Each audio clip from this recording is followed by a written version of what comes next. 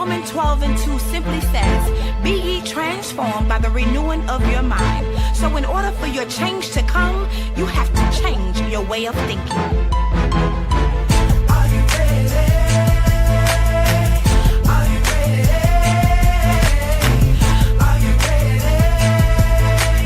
Tell me, are you ready for your change to come? Do you think you can go through the fire? Do you think you can weather the storm? Do you think you can press through your trials? Are you ready for your change to come? Do you think you can pray when you're down and out? Do you think you can give when your funds are low? Do you think you can trust him to bring you out? Are you ready for your Be the Ram Live. This is webinar number 11. Yes, that means you've been rocking with me for 11 weeks strong, and I really appreciate your support. I really appreciate your prayers, and I thank you for everything that you've done for this ministry. I pray that this ministry continues to grow. I pray that it continues to, affect lives, and, whether it's 2017 now, whether it's 2020 or even 2030 that this video is being watched, I just pray that it still has the same, magnitude of blessings that it has today. So I just thank you. I really can't do this without you. I can't do it without your prayers. I can't do it without your comments. So I just, I'm thanking you for being the Ram for me. So I'll start off with a small prayer, and I'll keep it real short. God, increase as I decrease. Speak to your people through me. I am blessed to be a tool. I know that right now I'm a resource, and you're the source. So just be resourceful through me. Amen. Today's webinar, number 11, is the woman with the alabaster box. It's okay.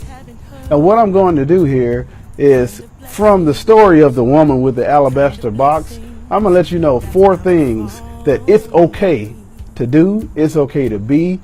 Basically, it's okay.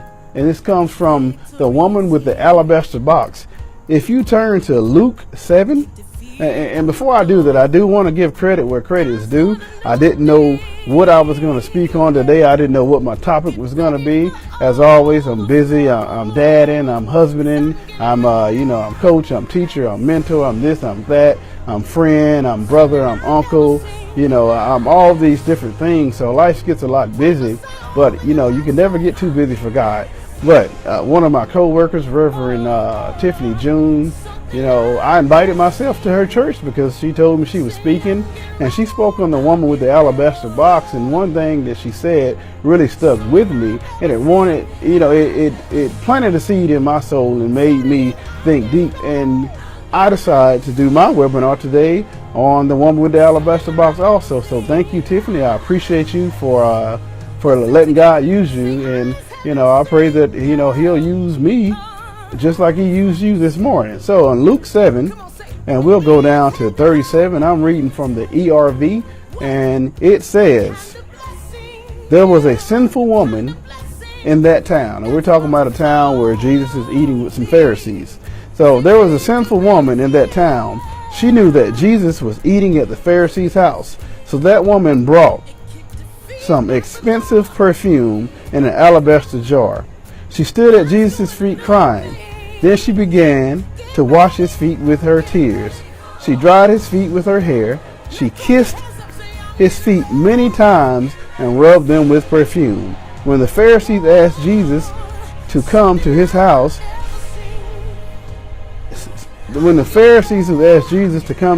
saw this, he thought to himself, if this man were a prophet, questioning Jesus, he would know that the woman who is touching his feet is a sinner.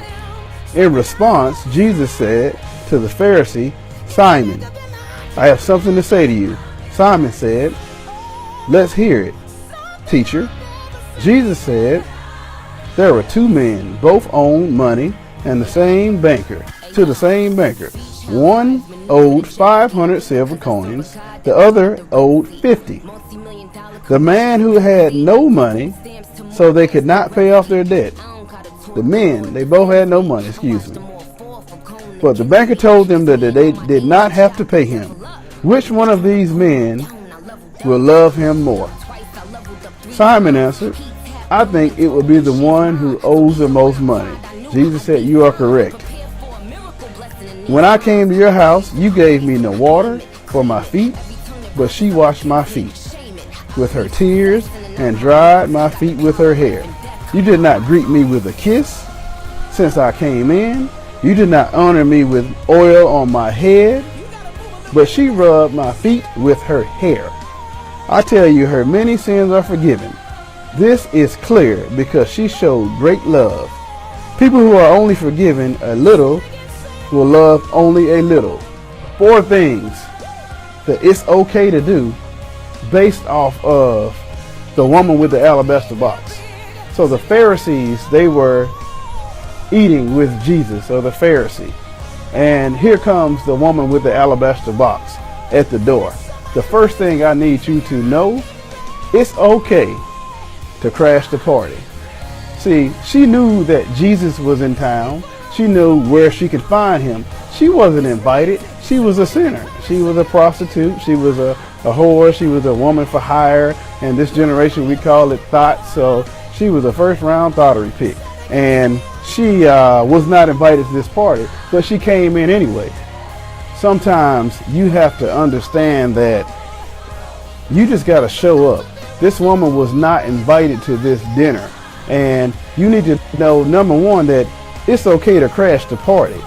Even if you're not invited, you got to find a way to get there. If you know, like she knew that Jesus was in town and she needed her sins forgiven, she made her way there, even though she was not invited. If you know that you can do this job, if you know that this person can help you and they're going to be in town, they're going to be in your neighborhood, why would you not do whatever it takes to get in the presence of this great person, just like she did? She knew that Jesus had the answer to all her problems, so even though she wasn't invited, she crashed the party. So I guess the first thing you need to know that sometimes it is okay to crash the party. Sometimes it's okay if, you show up and they say, all right, I'm checking this list. I don't see you. Yeah, because I'm not on there. But hey, I'm here. I got something to tell you. I have a service that I can offer you.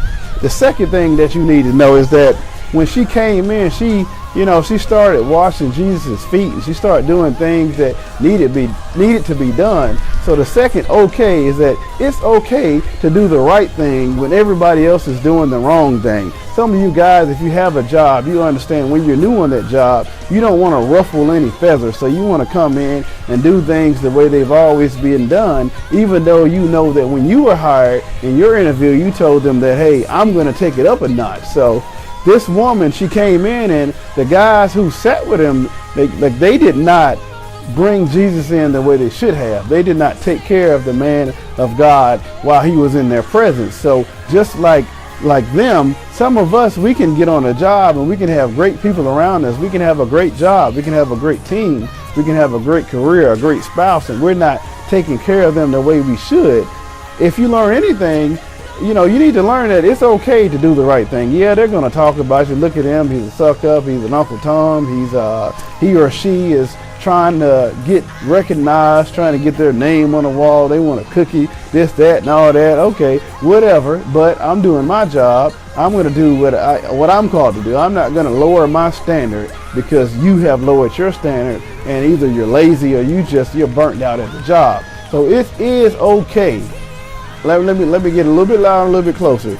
It's okay to do the right thing when everybody else is doing the wrong thing. If you're a young person and you're in college and everybody's drinking and smoking and doing this and sexing everybody's leg, the dress stay up or your pants stay down, and that's wrong, it is okay for you to be the guy on the team that doesn't drink, that doesn't smoke, that goes to class. It's okay to do those things. They may look at you funny, but hey, it really doesn't matter. They don't have a heaven or hell to put you in. You were hired for a purpose. You're on assignment, and make sure you're doing your assignment. So the first okay, it's okay to crash the party. Get in how you get in. Get there. Make sure they see you. Make sure you're where you need to be. Make sure you are in position. The second thing, it's okay to do the right thing when everybody else is doing the wrong thing. The third okay is that it's okay to have a plan. Sometimes, we feel as though if you have a plan, then you're not listening to God, or you're trying to snake the system. No, that's not what that is. Where this came from, this did come from Reverend June. There's that when she came in, she had the alabaster box with her. Now this alabaster box carried a fragrance that was so important to her that she would not have had it out. Like, this isn't something that you just walk around with, your alabaster box. This is somewhat, if you're a foreigner, this is your paperwork that says that you can travel. You're not just going to have something that important. But she knew that Jesus was going to be in town, so she had what she needed already ready. She came with a plan. She knew that, hey, I'm coming, I'm going to crash this party, I'm going to do the right thing, I'm going to crack open this alabaster box, and I'm going to give him the best that I got. Just think about it. You know that you want a position in your building, and everybody else is doing the wrong thing. There's nothing wrong with you, I guess, promoting yourself. There's nothing wrong with you displaying your talents and your gifts. And they may say, well, what, are you trying to take my job? Yeah, I am. Everybody wants to come up. Everybody wants to get better. And you can't have and make people have you feel bad for having a plan for your success. I tell you, if you don't have a plan, your plan is to fail. Once again, if you don't have a plan, your plan is to fail. You need to make sure that you are okay with having a plan to get where you're trying to go in your life. It's okay to have a plan. Let's say if you're a woman and you're looking for your Boaz, it's okay to have a plan. It's okay to dress up. It's okay to look nice. It's okay that that you're very into this bachelor and he has everything that you want. Okay, the Bible says he's to find you, but there's nothing wrong with having a plan and being in position. When in the story with Ruth and Naomi and all that, Ruth was in position and she had a plan. Go there and lay it at his feet. So it's okay. Don't feel like that if you kind of purposely position yourself. Purposely position. That's a good thing that you all need to know. Purposely position. So if you purposely position yourself, you have to be okay with, the fact that people are going to say that you snaked your way to the top, or you did this, you did that. No, you had a plan. So the first okay is that it is okay. I promise you, it's okay to crash the party. The second, it's okay to do the right thing when everybody's doing the wrong thing. Third, it's okay to have a plan. And the fourth, it's okay to walk in your blessings. I mean, it's okay. At the end of this thing, the Pharisee was like, he tried to get funky, with his Jesus. Well, if he only knew, who he was with, if he only knew this person that was doing these great things for him, then, he probably wouldn't let him do it anyway. There's going to be so many people in your life, they're going to say, well, if they only knew him when, if they only knew her when, I remember this, I remember that. Well, I'm glad you do remember. It's good that you have a good memory. But I remember it too, but I choose not to live in that light anymore. So it's okay that when Jesus said, okay, you are saved and you're free by your faith.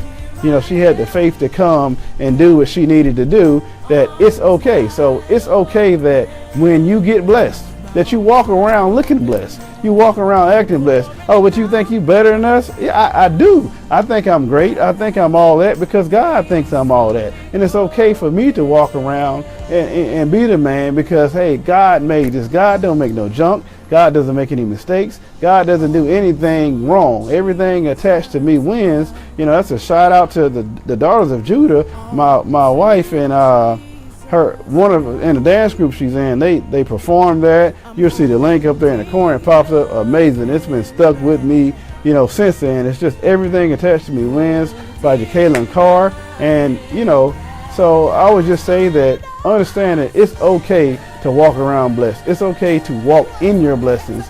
It's okay to be happy with what you have. It's okay if you worked hard to get that house, if you worked hard to get that spouse.